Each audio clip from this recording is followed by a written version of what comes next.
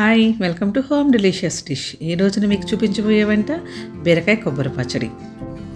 చాలా సింపుల్ ఇంగ్రీడియంట్స్తో చాలా రుచికరంగా ఈ పచ్చడి ఎలా చేసుకోవాలో నేను మీకు చూపిస్తాను.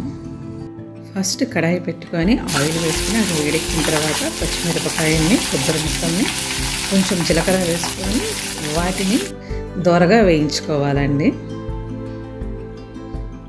ఇలా దోరగా వేగిన తర్వాత వీటిని తీసి పక్కన పెట్టుకొని అదే ఆయిల్లో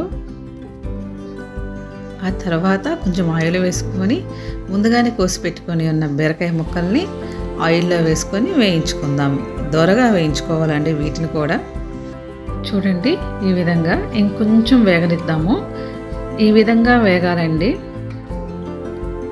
మనం ముందుగానే వేయించుకొని పెట్టుకున్న పచ్చిమిరపకాయలు, కొబ్బరి ముక్కల్ని మిక్సీ వేసుకుందాము. ఈ విధంగా దాన్ని మిక్సీ పట్టుకున్న తర్వాత కొంచెం కొత్తిమీర వేసుకొని మనం వేయించి పెట్టుకుని ఉన్న బీరకాయ ముక్కలు ఉన్నాయి కదండి, ఆ బీరకాయ ముక్కలను కూడా వీటిలో వేసేసుకొని మిక్సీ పట్టేసుకుందామండి. ఇప్పుడు ఈ పచ్చళ్ళకి తాలింపు పెట్టుకోవాలండి. కొంచెం ఆయిల్ వేసుకొని వేడెక్కిన తర్వాత తాలింపు గింజలు వేసుకొని కొంచెం కరివేపాకు, ఎండుమిర్చి, చిన్నులపాయలు ఇవన్నీ వేసుకొని తాలింపు పెట్టుకో. ఇంతేనండి, బీరకాయ కొబ్బరి పచ్చడి రెడీ.